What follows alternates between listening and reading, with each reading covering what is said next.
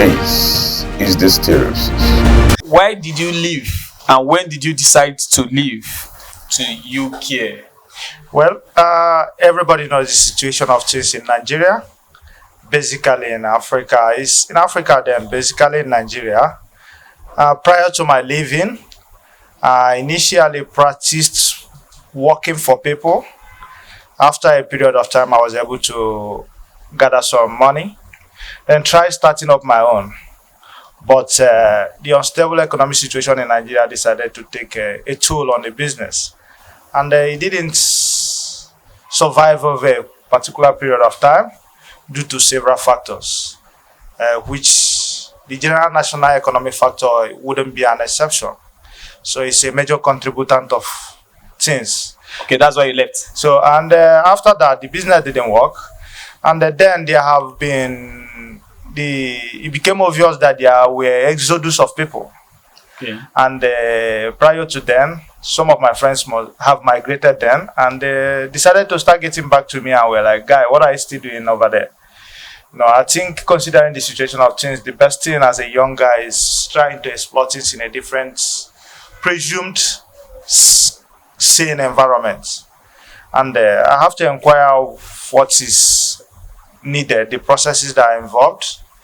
And I did that, got a job. And okay, you got a job from Nigeria before you traveled? Definitely, I got a job from Nigeria. So with the UK government, NHIS to be precise. So okay, work for the NHIS? Yeah, I work for the NHIS, so I decided to leave. Okay. Now, assuming your business worked, would you have traveled? Well, I wouldn't say I wouldn't have traveled. I wouldn't say I would have traveled because the knowledge I have now is different from what I had then. Okay. You know, you have to be in a place to actually have a first-hand experience of whatever that is happening there.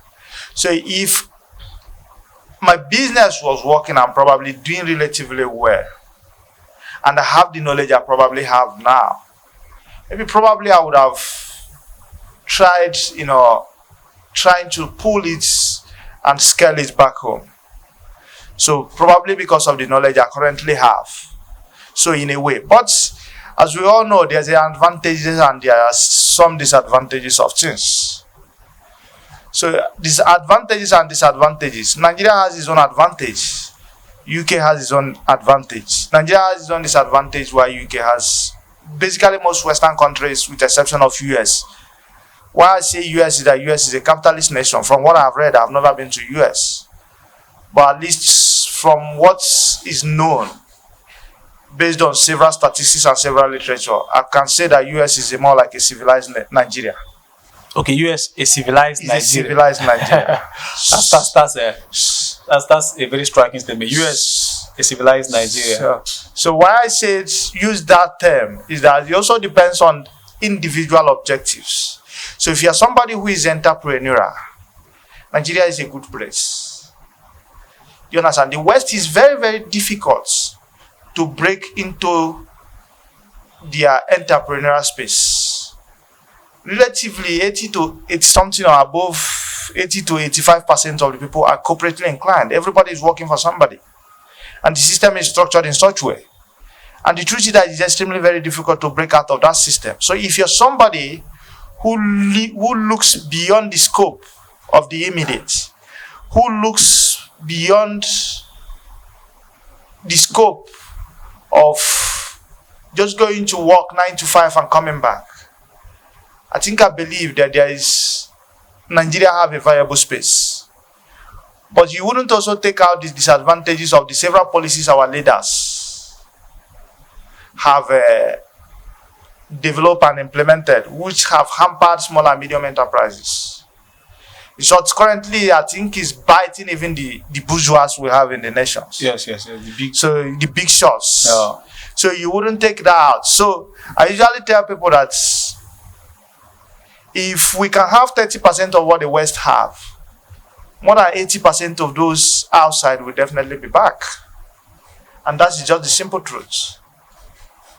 So like what you're saying now is that a lot of Nigerians can still live in Nigeria and make money. Your opinion is if somebody is entrepreneurial inclined, you stay back. Or are you saying the person can't go abroad and still do the business? Well, the thing is, it depends on the country, as I said. If you go into literature, I still make reference to US. Okay. If you check the number of millionaires in the world, US have the highest number. Yes. Among all the whole countries globally. Yes. So there is a reason for that. US is a capitalist nation where you are being rewarded based on the effort you put in. Yes. Good. So most Western countries are either in fusion of capitalism and socialism, or higher percentage of socialism and quite insignificant percentage of capitalism, where those who only are preview to explore the capitalist aspects are the bourgeois. So that's the big guys and the elites. So the general populace are not really privileged to actually explore the privilege that the capitalism of that nation actually offers. Then you come to Nigeria. Nigeria is also a place where reward are actually given. Reward is based on personal efforts. Yes. But it also has its own disadvantage because we have several dysfunctional institutions and system in place. And the effect of those dysfunctional institutions and systems is more pronounced on those that are still thriving to either start or scale or sustain their business, which happens to the small and the medium enterprises, which happens to be the higher percentage of people who are into entrepreneurial space in the nation. The reason also is being that the reason why this exists is because Nigeria, the financial sector, the financial system in Nigeria have not given an average Nigerian the leeway to access finance, like in order loans, in order to credit, in order to pull some certain things. Do you understand? Yeah. And as such, for you to raise up a startup capital is always very difficult. Very difficult. Or even trying to scale your business. Or even when it's working, because most times when the business starts, you probably need to scale it. Yeah. You understand? Yes. You can even bootstrap your company, and then that's how people raise money from Syria A to Syria D. Now, let's go to student visa. Because recently, I have some of my friends abroad, even my cousins, and the stories are not always pleasant. And I have one that went around March this year, and when we talk, he says, it's a guy, things are not as they told us. He told me that he went with a care visa, and when he got to that place, there was no even work for him. And he said some of his guys who didn't even have money in their Nigerian account automatically became beggars. Some of them were thrown to the street. And when he told me that, like, he started advising some of his guys who had good jobs in Nigeria not to abandon it like that and take this route he took. And he told me that any person coming towards this route, and he said the woman is recruiting more people. So when he tried to advise one of his guys, who was his classmate, that please stay away from this woman, that this is what we are going through. You are my guy. And he told me that the guy's response was like, you don't want me to come to UK. You are trying to block my chance. So I want to talk about some of these visas and student visa and some group of people you think they shouldn't have gone to UK. Well, as regards to student visa, I wouldn't say in its entirety that it's bad. However, there are some things, before you embark on some certain journeys, there are some things you need to know. There is an adage, a native adage, literally translated, that says that it's not the way the coconut sounds, it's the way it sweets. Yeah. So it's not usually the way the pictures are being painted or the way it's being presumed is the reality. So when you land, you start to definitely see the realities. You understand? You should also know that in the global sphere, there is no charity. Yes. And there is no aid. Yes. So when somebody gives you something, always look beyond what the person wants you to see. Okay. Definitely. So you need to look beyond what the person wants you to see. So because some certain things, and that is what actually set us back and what have actually kept us where we are, because our leaders tend to they don't look beyond their nose. They just look at what they expect them to see. So you need to look beyond that.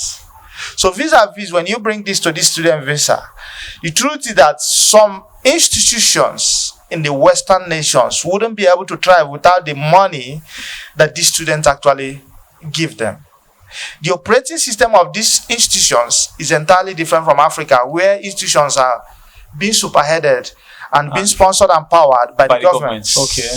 So they are more like a private entity. They run more like a private entity with a regulation or a help from the government. So you go source for your students and God. source for your funds. So that is how most of these things actually occur. Or that is how it happens. So when they open up these channels, some of these channels are actually opened up because of the benefits. You think is your own benefit. You think is your own benefit.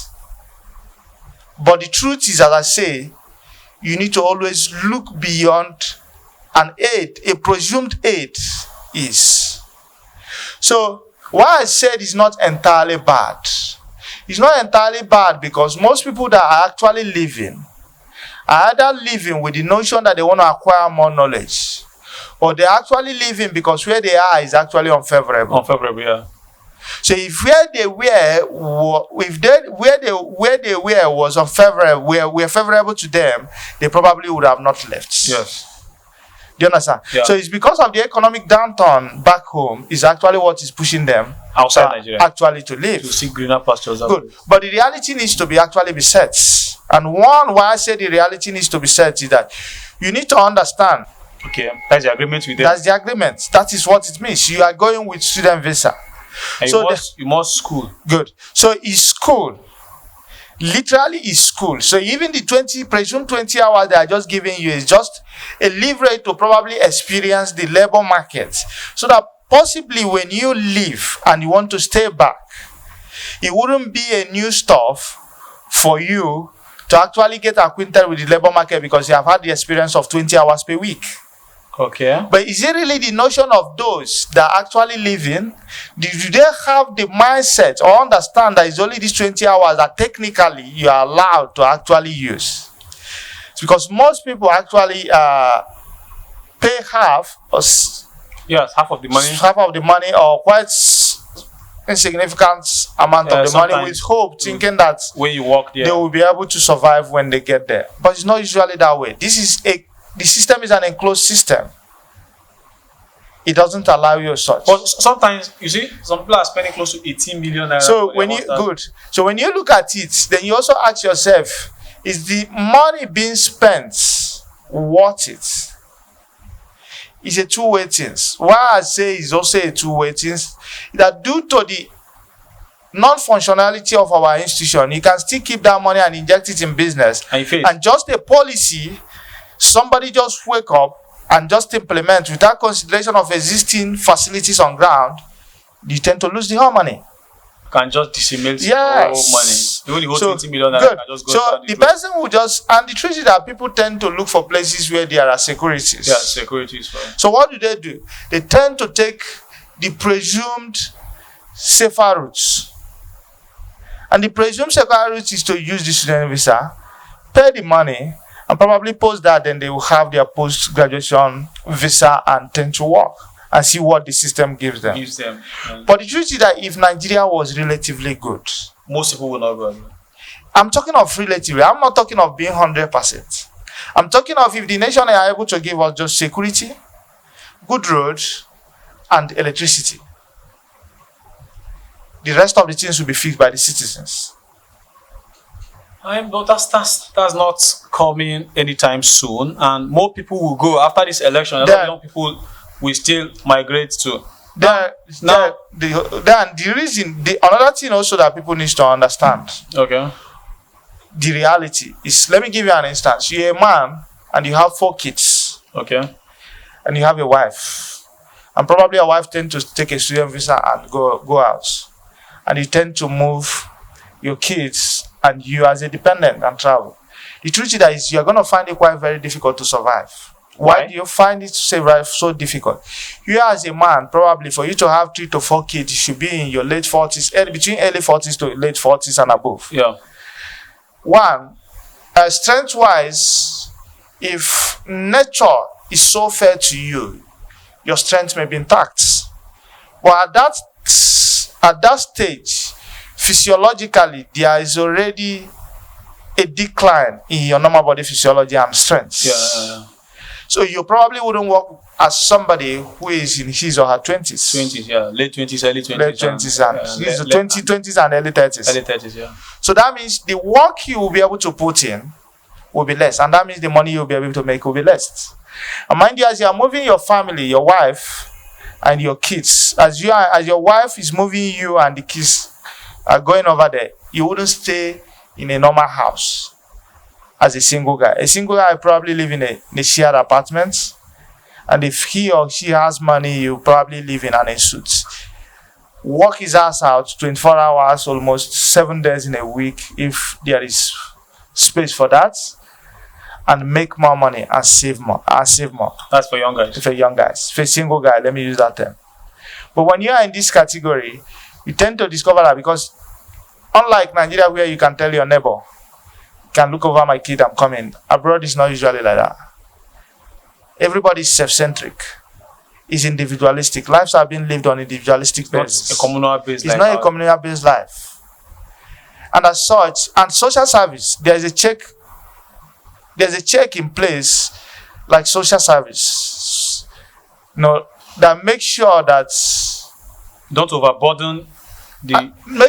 Make sure that those kids are actually given the necessary cares that they deserve.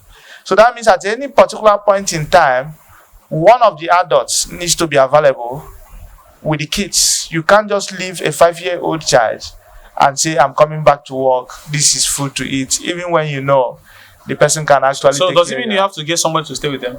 Somebody has to be there. And you have to pay the person? Yes. So there are ways they do it. So if you want to go to childcare, give them, that's people that take care. You may discover at the end of the month, you may take the whole amount of money that you make because it's quite very expensive. Very expensive to, place the child. Yes. Okay. And the government takes care of the child where you go to work. Yes. More like a, what is it? Pre-nurseries where, like those places that they call pre-nursery here. Yeah, more like pre-nurseries where they take care of children. So for me, if I'm in that shoe where I have 3 to 4 or 5 kids and my wife, and I have an income, a monthly income of 500k and above, because people almost at that level, most probably have their residential building or in the process of getting their residential, so you don't pay. There's nothing like house rent. I'll probably stay back and trying to explore ways I could multiply that money within. Instead of traveling. Then when I multiply that money within, then my kids will have the leverage to travel. But people can also bring a counter argument that you're also looking for the safeguarding of the future of your kids, which you wouldn't take out of context. Because the reason why people, as I said, why people actually travel is because things are not right. Things are not right, yeah. Do you understand? But as I said, for me, if I am in such situation, nothing will make me to pick 3, 4, 5 kids and relocate. Okay, let's move over to that. Just explain to me, your normal day UK, just a normal day UK for you. Well, the thing is that people's normal days are dependent on your objectives. Okay. So there are some people objective and work also. No, objective. Why I say objective? What is your aim? People have subjective aims of traveling. Okay. Do you understand? So some people you can decide if you want to live life, there are possibilities of living life. If you want to make ends meet, if you want to make, have probably a higher target, then that means you need to be more serious. So for me, it's basically either just a straight line life, a triangular life. I wake up from my house, I go to work, I come back. Just like 7 times a week? No, not really 7 times a week. Sometimes it could be 7 times a week, but the policies have inhibited some of those things. Okay, now you have, how many hours do you work a week? So basically, my shift is usually 12 hours per day. So 12 hours per day. So, and in a week, it should be 37.5 hours. So you finish up that in 4 days? In 3 days, relatively 3 days. You are done with that's your standard shift. But you can't live off only on your standard shifts. Okay, you need extra shifts. Good, you probably need extra shift to survive. Because by the time you pay your bills are calling. And you wouldn't take out black tax. Black tax are money we send home. Okay. Do you understand? So black tax is part of the major chunk of why people work very hard abroad. Because once you've paid your house rent, feeding is not usually a problem, but black tax is a big part of it. I heard houses are going up in UK. Definitely. Inflation. They have serious housing crisis from. Yes. I heard from their. I think they just changed the secretary of the Home Office to former Prime Minister. They come around, and now, like, how much do you pay for your rent? Your own rent? So for my own rent, my landlord will probably either give me a quick notice for increments or what, boss. My own rent, my own rent. Actually, I've been living in this apartment for like a year plus. So, and if you are an existing tenant, it's usually difficult to actually increase the rent for you. Okay. So what they wait is for people to exist. Then they can implement. Then they can implement the new tax rate. So I'm paying based on probably getting to 2 years rent now. Okay. So which I pay roughly £550. That's close to like 600. And it's just an ensuite. It's just a small room. Have my own toilet and bedroom. That's all called self-con here. No, it's not.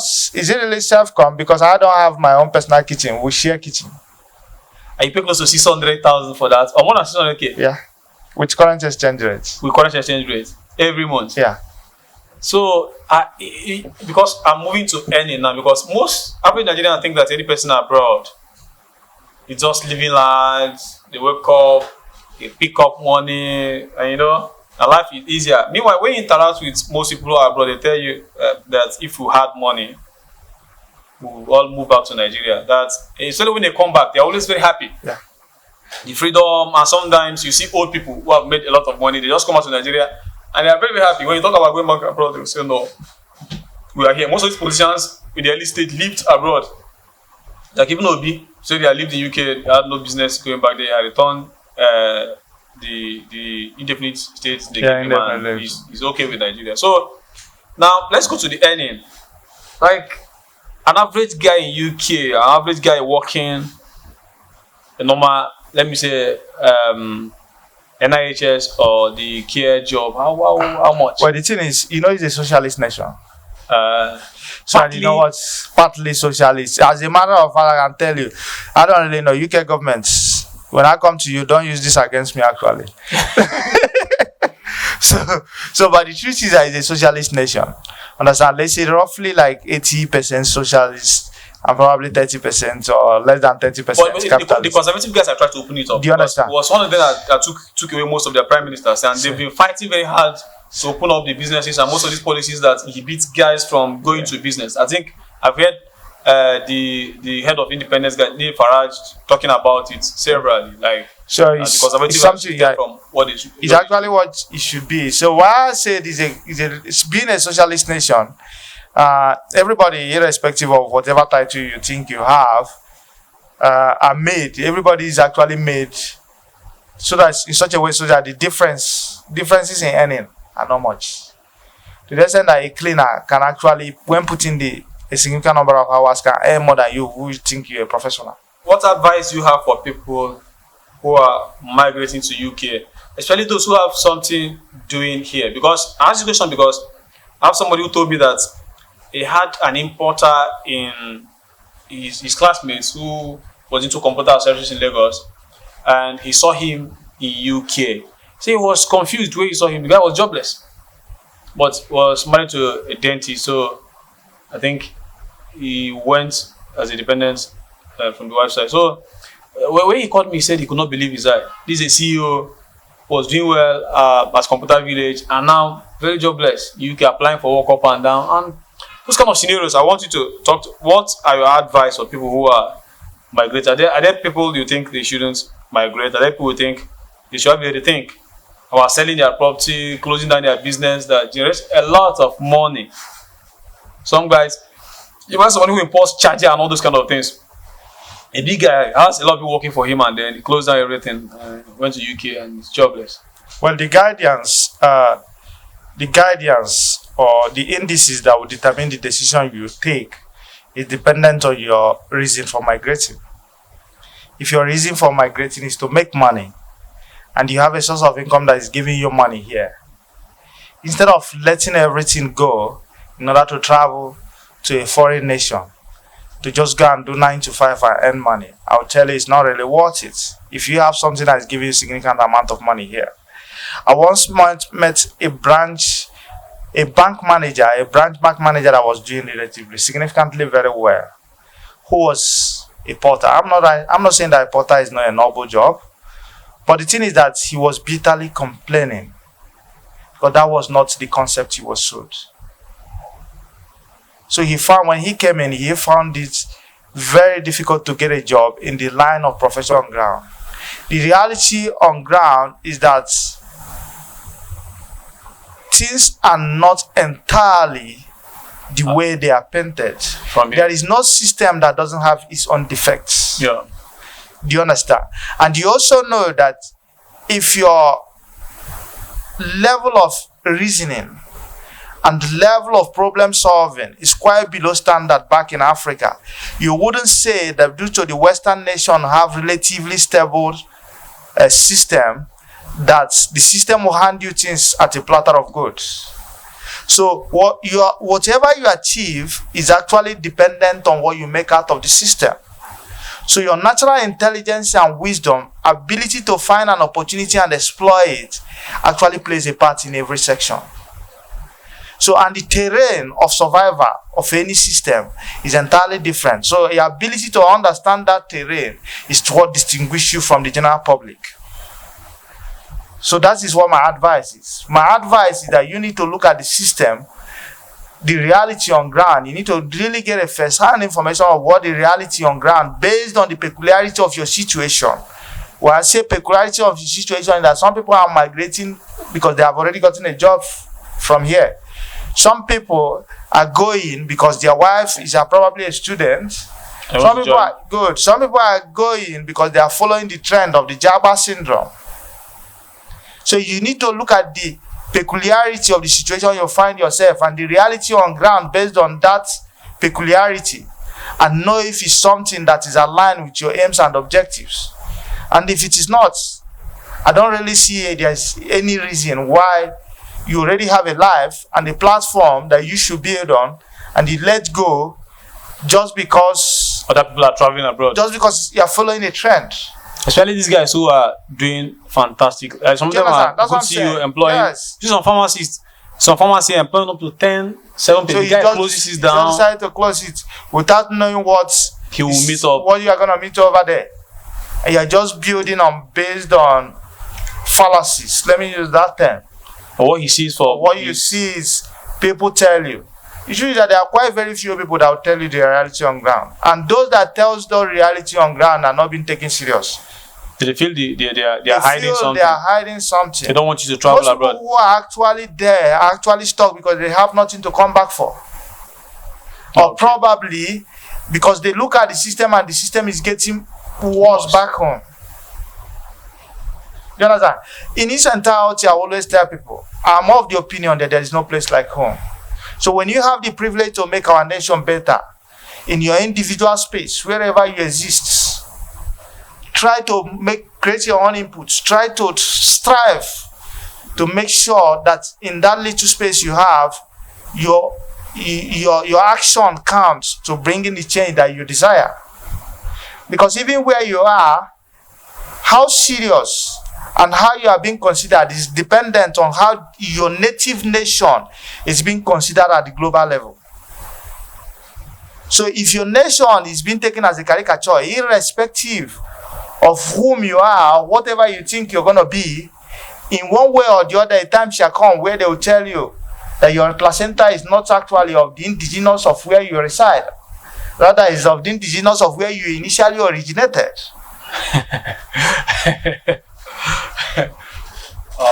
So that's what I am.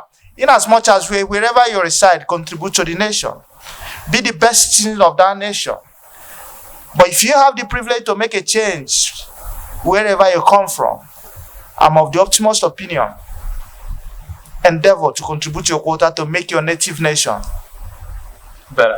better. Contribute in a way. Be the best representative of wherever you are coming from. Let your nation be judged on the antecedents of wherever you reside, and not whatever the media project your nation to be. And that is, for me, that is the mantra I've always been flying on.